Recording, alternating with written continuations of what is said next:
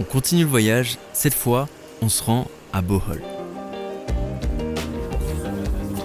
Alors, de Cologne, je prends un avion pour me rendre à l'aéroport de Mactan, qui est sur une île juste à côté de l'île de Cebu. De là, je prends un ferry pour me rendre au port de Cebu. Et enfin, là, je peux prendre un autre ferry pour me rendre enfin à Bohol. Mine de rien, ça prend pas mal de temps ce petit voyage.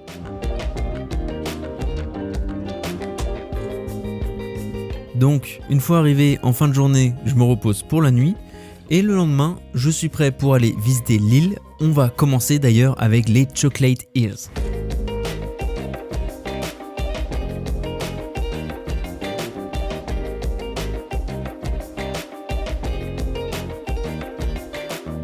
Toutes ces collines se sont formées naturellement et je me demandais comme ça en les voyant, mais sont juste recouvertes d'herbe, tout simplement. D'ailleurs, on les appelle Chocolate Hills parce qu'elles prennent une couleur chocolat à la fin de la saison sèche.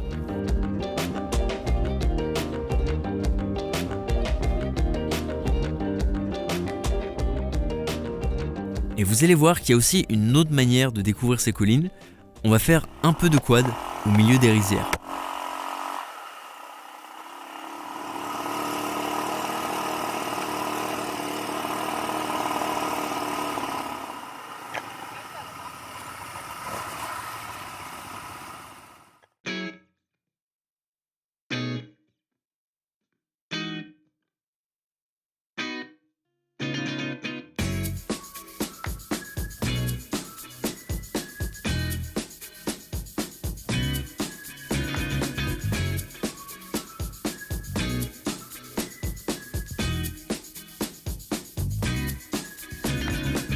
En toute honnêteté, c'était pas fou comme activité. Disons que ça avait au moins le mérite d'être sympa et plutôt dépaysant. Et contrairement à ce que l'on pourrait penser, ce n'est pas si salissant puisque la boue ça s'enlève très facilement, contrairement à la poussière si il faisait super beau par exemple.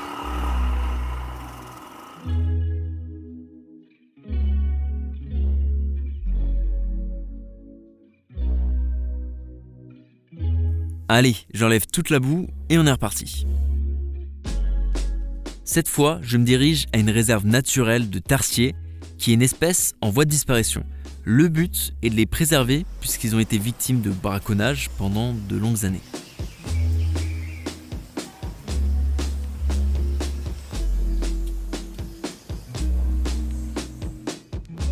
Et il se trouve que le tarsier, c'est tout simplement le plus petit primate au monde. Alors, on ne dirait pas comme ça parce que j'ai un téléobjectif sur mon appareil photo, j'ai énormément zoomé, mais imaginez qu'il tient juste dans la paume de votre main tellement il est petit.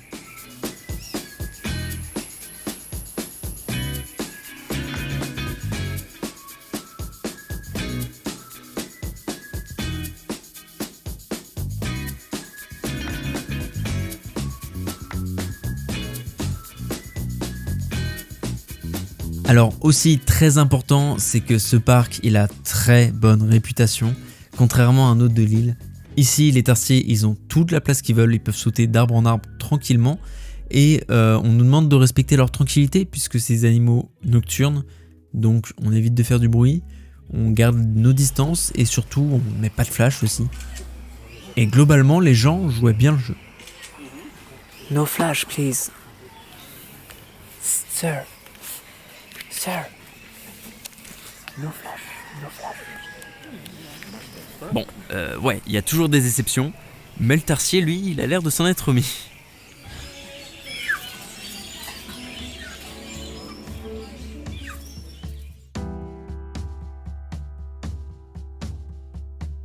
On continue avec un déjeuner en bateau sur la rivière Lobok.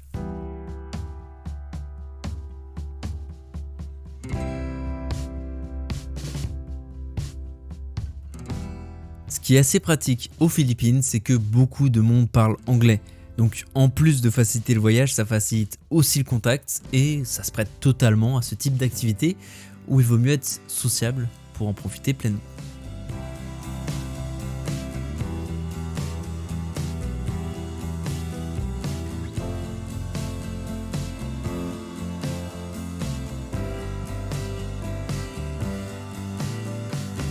D'ailleurs, je pense que la plupart des touristes à Bohol sont des Philippins. C'est un tourisme bien plus local, surtout comparé à Colonne.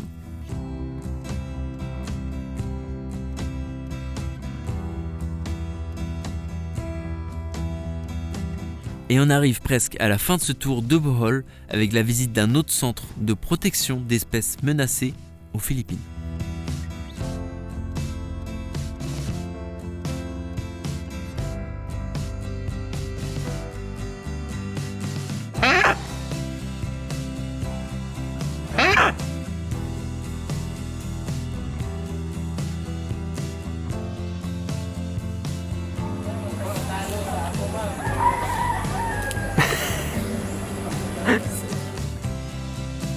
Peut-être que vous le savez déjà, mais les Philippines, c'est un pays très majoritairement chrétien et à ma grande surprise, les mariages sont ouverts pour que tout le monde puisse venir voir la cérémonie. Bon, dans le silence, bien entendu.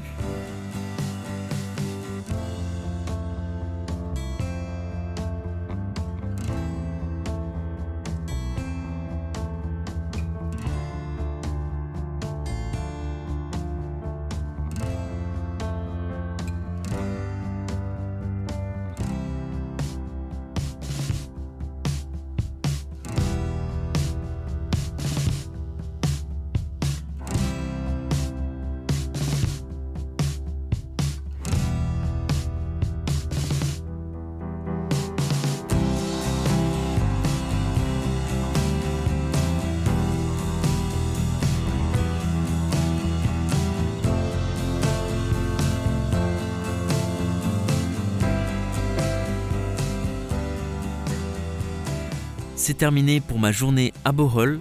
Dans la prochaine vidéo, on se retrouve pour prendre un peu d'altitude dans les alentours de Cebu. Comme d'habitude, n'hésitez pas à laisser un like si vous appréciez ce type de vidéo et à vous abonner si ce n'est pas déjà fait. Et je vous dis à la semaine prochaine.